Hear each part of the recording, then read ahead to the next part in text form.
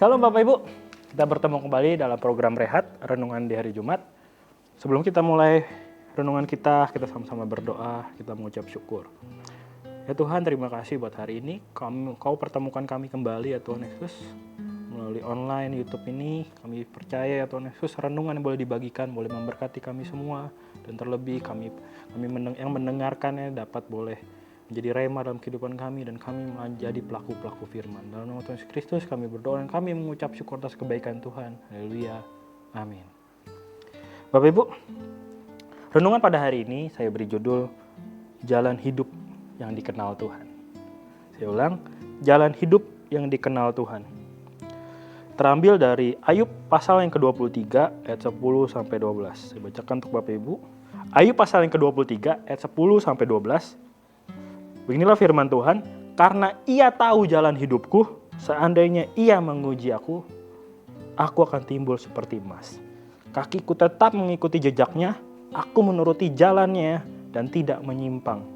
Perintah dari bibirnya tidak kulanggar, dalam sanubariku kusimpan ucapan mulutnya. Amin. Bapak Ibu,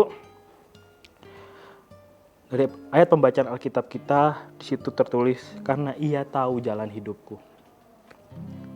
Karena ia tahu jalan hidupku. Bapak Ibu, tentu pasti kita bertanya-tanya, mengapa banyak hal diizinkan Tuhan?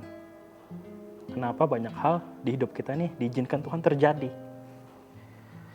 Salah satu kutipan yang inspiratif dari C.S. Lewis, seorang penulis buku Kristen terkenal juga. Di sini dia pernah bilang begini, Allah mengizinkan kita mengalami titik-titik terendah dalam hidup untuk mengajarkan kita pelajaran yang tidak bisa kita pelajari dengan cara lain. Saya ulang lagi ya Bapak Ibu ya. Allah mengizinkan kita mengalami banyak titik-titik rendah dalam hidup kita untuk mengajarkan kita pelajaran yang tidak bisa kita pelajari dengan cara lain.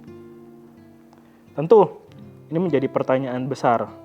Apa hubungannya dengan ayat pembacaan Alkitab kita tadi? Bapak Ibu, saya berikan ilustrasi praktis untuk kita.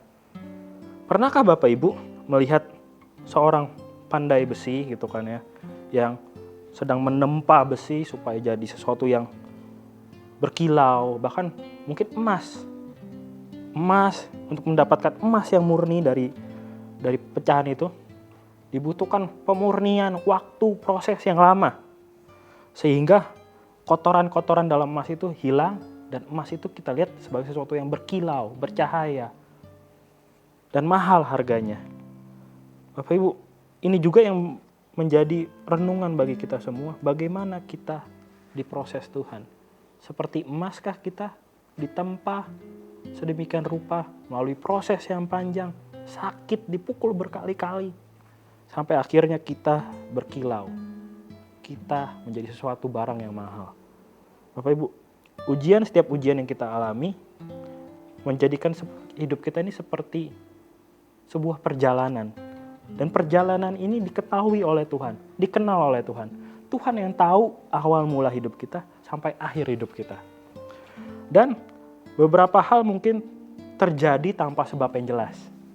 Bahkan tanpa kita inginkan pun hal itu terjadi. Seperti kisah Ayub. Kita tahu bahwasannya kisah Ayub diawali, bahkan kita diberikan pengertian bahwasannya Ayub adalah orang yang saleh.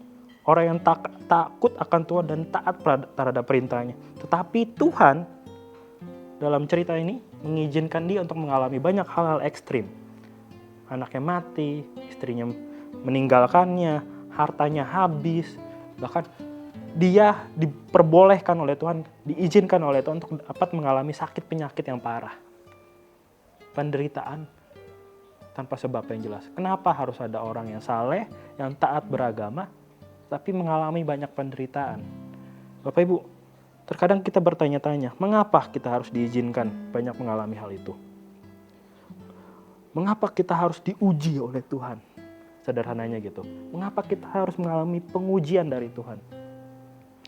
Yang pertama Bapak Ibu, yang perlu kita pahami adalah pengujian atau ujian dari Tuhan mendatangkan ketekunan dan membentuk karakter.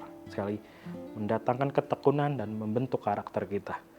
Bapak Ibu, karakter dibentuk bukan 1-2 hari, tapi perlu banyak waktu, proses yang panjang.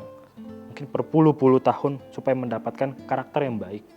Tidak bisa seorang hari ini menangis-nangis di sebuah KKR, besoknya udah menjadi orang yang baik, bertobat dan segala macam. Nah, saya percaya bahwasannya pertobatan itu adalah sebuah proses hari demi hari sampai kita menjadi serupa dengan Tuhan. Itulah jalan hidup kita seharusnya Bapak Ibu. Kita diproses Tuhan hari demi hari semakin serupa dengan Tuhan. Bapak Ibu, itu hal yang pertama. Yang kedua, menunjukkan kualitas iman kita. Bapak Ibu, pengujian yang boleh kita alami, ujian dari Tuhan yang boleh kita alami hari-hari ini, saya percaya bahwasannya itu yang akan menunjukkan kualitas iman kita. Apakah kita tetap di dalam Dia, bersandar sepenuhnya kepadanya, percaya kepadanya sepenuhnya, ataukah kita lari daripadanya, mengandalkan diri kita sendiri? Kita jawab dalam hati masing-masing Bapak Ibu. Tapi saya menyarankan bagi kita semua, mari kita sepenuhnya mengandalkan Dia, bukan pada kekuatan diri kita sendiri. Bapak Ibu, dan yang perlu kita ketahui bahwasannya ketika kita menjadi orang-orang Kristen hari ini, kita harus sungguh-sungguh. Jalan hidup kita Tuhan tak ketahui. Dan kalau Tuhan tahu jalan hidup kita, marilah kita sungguh-sungguh hidup di dalam Dia, bertekun di dalam Dia. Sampai Tuhan seperti ayat Alkitab yang kita baca, berkata, karena Tuhan tahu jalan hidupku, seandainya Ia menguji aku akan timbul seperti emas. Bapak Ibu, saya berharap hasil akhir dari hidup kita, ketika kita ada di pembaringan terakhir menuju kematian, Tuhan mendapati kita sebagai orang-orang Kristen yang benar, yang taat kepadanya, mencintai Tuhan dengan tulus. Sama seperti ayat Alkitab ini berkata, kita akan timbul seperti emas ketika kita diuji. Dan ujian itu kita harus lewati dengan sungguh-sungguh, dengan percaya kepada Tuhan, berserah kepadanya. Sekali lagi saya ingatkan Bapak Ibu, jalan hidup kita dikenal, diketahui oleh Tuhan. Maka berjalanlah bersama Tuhan dengan benar, bersandarlah kepada Dia selama-lamanya. Amin untuk firman Tuhan. Semoga Bapak Ibu terberkati dan kita menyadari firman Tuhan ini penting bagi kita semua. Kita renungkan firman Tuhan ini selama-lamanya. Mari kita berdoa. Tuhan, terima kasih buat hari ini. Kau memberkati kami dengan renungan firman-Mu. Kami tahu ya Bapa bahwasannya Engkau mengetahui jalan hidup kami dari awal hingga akhir. Dan kami memohon kepadamu ya Tuhan Yesus, tuntun kami, bentuk kami, peringatkan kami ya Tuhan jika kami salah. Kami ingin menjadi orang-orang yang timbul seperti emas pada akhir hidup kami, dan Engkau mendapati kami setia pada akhirnya. Tuhan, bantu kami menjalani aktivitas kami sehari-hari. Hari demi hari kami percaya Tuhan menolong kami. Dalam nama Tuhan Yesus Kristus kami berdoa dan kami mengucap syukur atas kebaikan Tuhan. Haleluya.